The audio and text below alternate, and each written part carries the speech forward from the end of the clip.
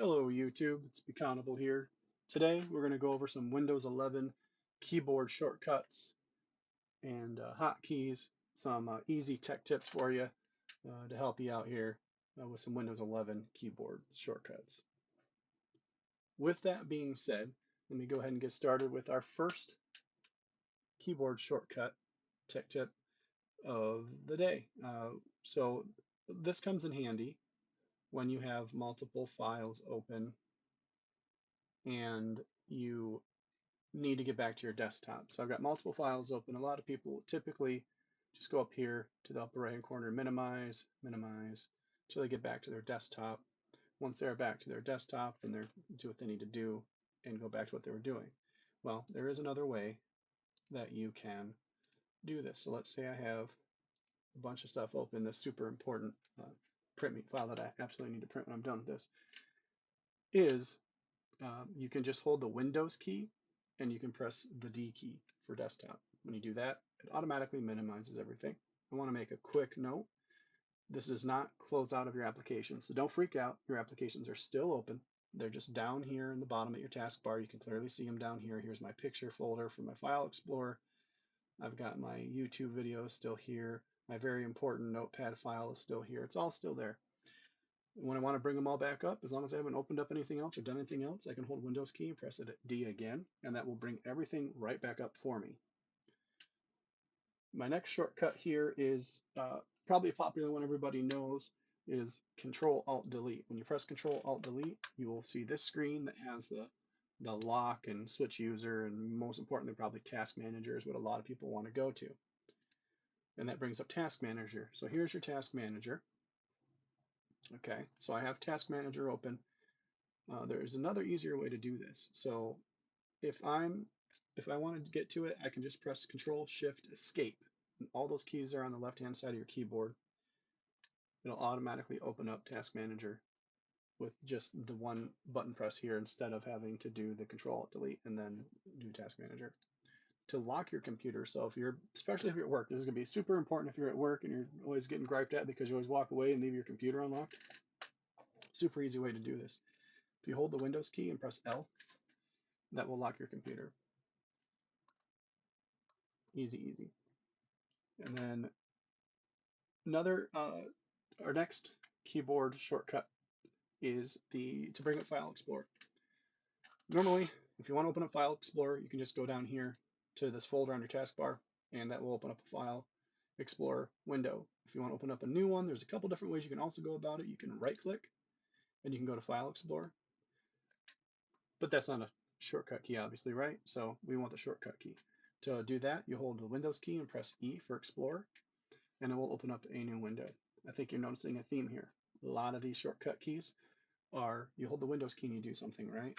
You can span this. You can hold Windows and you can open up many file explorers, which isn't as important now in Windows 11 because you can just open up new tabs just like in Chrome. But this is not a file explorer tip video now, so we'll get into that in another video. But you can open up as many as you want. Now this leads me into my next shortcut key, that normally when you'd close out of files or applications, you would hit the red X in the upper right hand corner. However, the shortcut key for this, in order to do this, usually is if you hold the Alt key and press F4. F4 is one of your function keys across the top of your keyboard.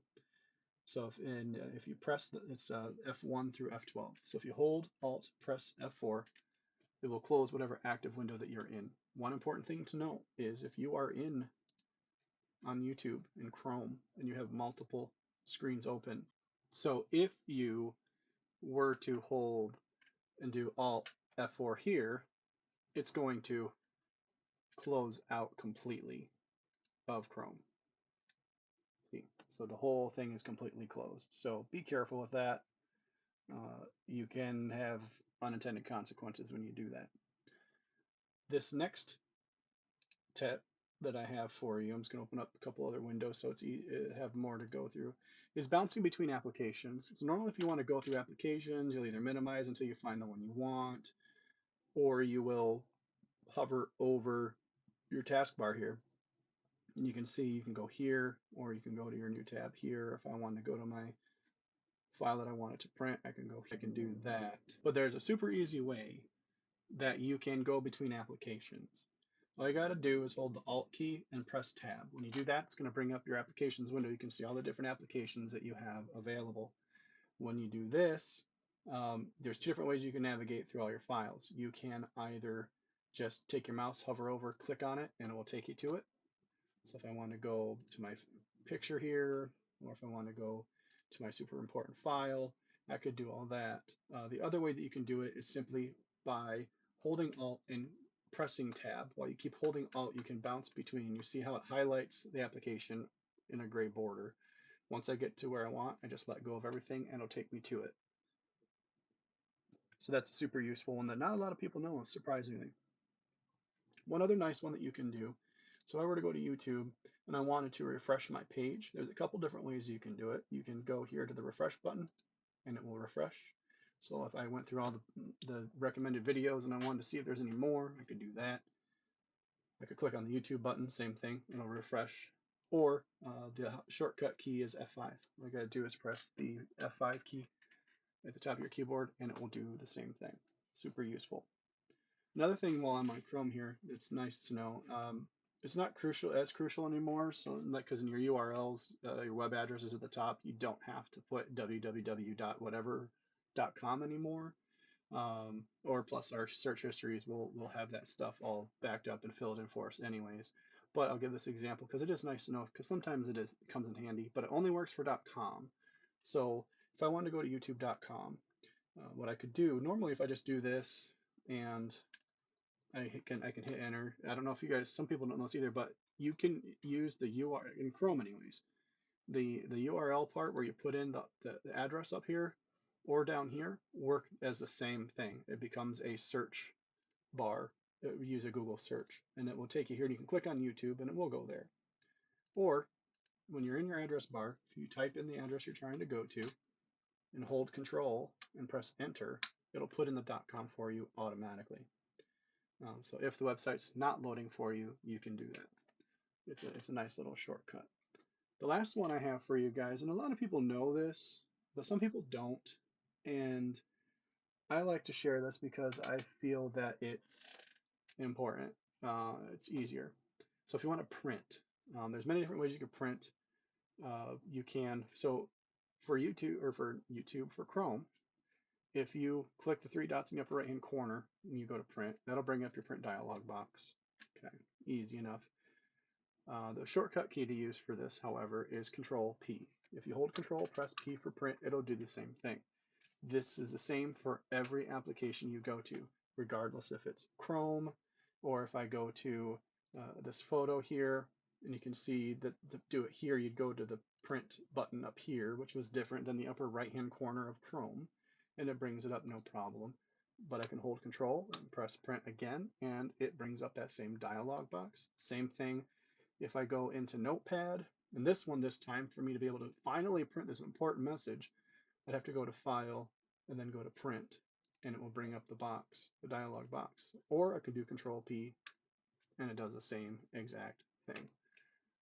So use Control P. That works for almost every application that has a printing functionality to it at all. Even if you're in Google Docs or Google Drive or anything like that, this print function works great, and it's very easy. Well, that's all the tips I have for you guys today. I hope you enjoyed it. If you did, please take a moment to like and subscribe. I haven't posted a lot on this channel in a great long time, and it's something that I've decided I want to start bringing back up again, and I just wanted to give this a shot and see how it goes. I have more videos to come, and this will give me liking and subscribing will let me know if you guys like what you see and if you want more content. Next up, I'm going to have some YouTube tips and tricks that are going to help you with some YouTube stuff that some people might not know about. So keep in touch with that, and I will talk to you next time. Thank you.